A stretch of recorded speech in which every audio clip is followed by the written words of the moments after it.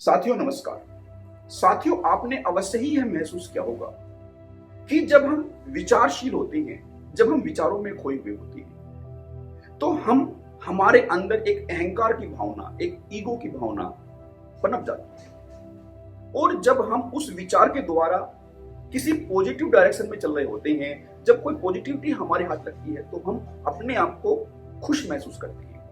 लेकिन वहीं जब हमें वे विचार किसी अंधकार में जाते हुए, धकेलते हुए महसूस होते हैं, तो फिर हम अपने आप को दुखी पाते हैं। लेकिन इसके अपोजिट जब हम किसी भाव, किसी फीलिंग में होते हैं, तो फिर हमारे अंदर अहंकार नहीं होता, ईगो की भावना नहीं होती। लेकिन साथियों, आप तो कहेंगे कि जब हम किसी फीलिंग में होते हैं और वो फीलिंग अच्छी होती है, तो तब हम अपने आप एक अच्छा महसूस करते हैं। वहीं जब वह फीलिंग खराब होती है, तो वह हमें दुखी कर देती है।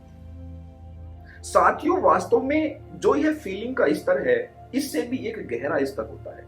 जिस फीलिंग, जिस भाव की मैं बात कर रहा हूं, वह भाव है अपने होने का, बीइंग का।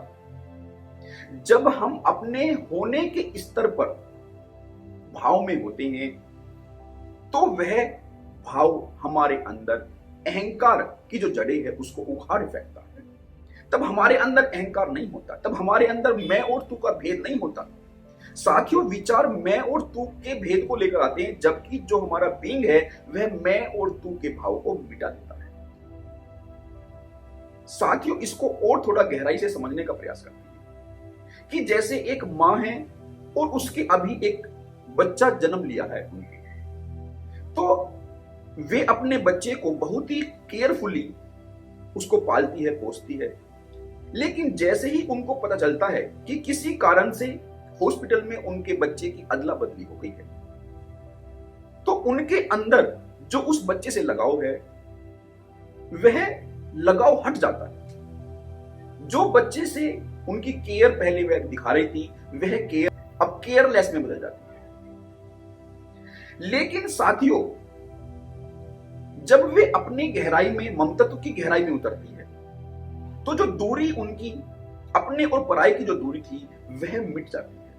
साथियों, यह जो प्यार का एक भाव का, एक फीलिंग का ऊपरी स्तर था, जब वह मां अपने ममतत्व की गहराई में उतरती है, तो वह उस स्तर को भी तोड़कर उसके पार हो जाती है और फिर अपने और पराये के भेद को मिटाकर वह उतना ही प्यार, उतना ही दुलार उस बच्चे को भी दे पाती है।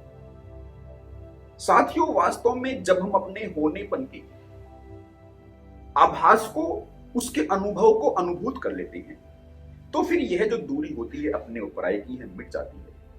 और जब यह मैं और तू की भाषा मिट जाती है, तो हमारे अंदर का अहंकार भी मिट जाता है। और यह जो विचार और भाव का जो अंतर होता है, जो विचार हमारे अंदर दूरी पैदा करता है, वही जो भाव है वह एकत्व पैदा करता है।